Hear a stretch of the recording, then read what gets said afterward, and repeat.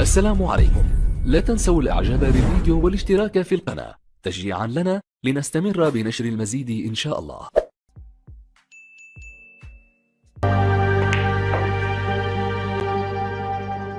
One of the things that I enjoy about doing this channel is the various comments I get from all over the world. They're fantastic, really. But it just makes me wonder with some of the comments that I'm getting as to whether, shall we say, some of the lesser able players are actually digesting what is being said. You know, I'm getting comments like, how do I improve my long potting and stuff like that. Well, the truth is, there's only one way to improve your long potting, and that is to improve your cue action. The cue action is everything, you know, to me. That's just my way of viewing the game of snooker. If you want to improve your game, the first step is to improve your cue action. Right, now if we take that as read, one of the things that I believe is we've got a fixed point here, your bridge hand. We've also got another fixed point, your body, here. So if I've got two fixed points there, and I deliver the cue, and I'm still on those two fixed points, I've got half a chance of delivering that cue in a straight line. So that, first and foremost, is very, very important. But the next stage of that is that there is only one thing that's got hold of that cue, and that's this hand. And please take it from me, there's only one thing that delivers that cue. It's this hand, right? You must, and I'll repeat that, you must be aware of where you're holding the cue, and then even more than that, how you're holding the cue. Okay, so if I'm holding the cue here, as an example, right, I've got no follow through to get through the ball without going past my chest. So I'm there, and the chest is going to interfere with the shot. So all I have to do is create a bit more room, is to bring this hand back. Okay, so I've got more room now. So I can play the shot without the chest interfering. Now I accept that there are geniuses that can go past the chest. You go there, and they go past the chest, alter the grip here, yeah, and they can still keep the cue straight. If you're a beginner, then that becomes very, very difficult for you to do. Much easier to think about those two fixed points, this one here, the body, and then have a judge of the distance between your right hand and the body, play the shot.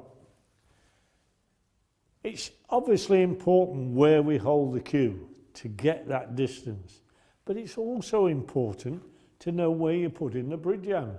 Because look, if I'm on the end of the cue, in theory, that's my maximum amount of follow through. But if I'm too far away from the cue ball, look, with my bridge hand, I've still got no follow through. So where I put this hand is vital as well. So if that is the relationship between the two hands, and I have to move this hand because of the situation on the table, balls getting in the way, or this being near the cushion, there's my normal relationship. I have to move that. This one needs to move as well to keep that relationship between the two elves fairly constant. I'm not saying that's, you know, the be all and end all. It's a guideline, but it's a very good guideline. Okay? The next thing, which is even more important than that, although they're important, this is even more important, is how you hold the cue. Now, I'm not saying everybody holds it the same. I don't mean that at all. You know, if you can deliver that cue in a straight line with the grip you're using, please carry on. You know, we don't want to all be playing it the same. But if you have a problem with your game, you can bet that somewhere along the line, the grip is related to that problem. Okay? So have a look at my video on the grip, where to hold it, how to hold it, how you unfurl these back fingers before you play the shot, and then you close the grip, okay? And that produces the timing for the shot as you get through the ball. So all you have to do, if you have a problem with that, hold the cue up vertically like that, make a circle here, and just pull the cue into you, allowing the cue to ease these fingers here. Look at it. And that is the hand in the backswing. It's so simple, but it's the hardest thing in the world when you're down here to get it working effectively. And only practice, put yourself on video so you can see what is happening. You know, one picture is worth 1,000 words. Put yourself on video with the mobile phone and have a good look at it. This is what you're trying to achieve. All right? But it won't happen without constant practice and constant viewing of it. And then use the baulk line to determine that you're cueing straight. Yeah, there's a straight line there. Use it. It will help you. Play an imaginary shot. Are you still on the baulk line? If you're not, you're going to have a problem potting balls consistently. Don't forget, this 99% of the game.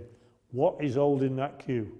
This hand, where you hold it, and then how you hold it. So, so, so important.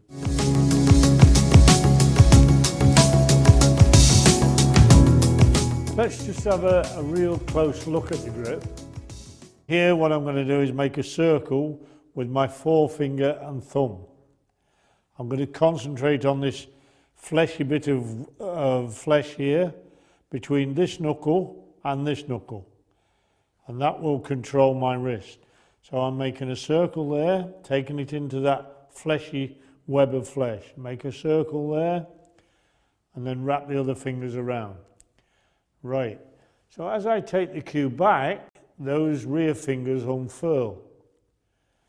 This finger and thumb remain constant here. So that's touching, and that's touching. I make no physical effort to take them off. They're always touching the cue. So then that is the hand in the backswing. I close the grip, and that produces the timing for the shot. So here, just to have a real good look at it, I make that circle, and if I'm having trouble just forming that grip, all I do, full grip but concentrating on that, I pull the cue in towards me, allowing these fingers to ease their hold on the cue. I do not take them off. They're always touching here. All right, have a good look from here.